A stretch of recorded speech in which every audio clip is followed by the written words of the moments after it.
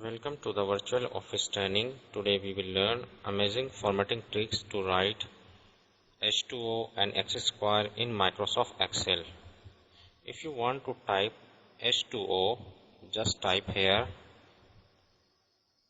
H2O. Now you have to select the 2 and just move to the font right bottom corner. This is a format cell option, and you have to select the subscript because I want to display the 2 below. Just select subscript and click OK. Now you can type the equation of H2O.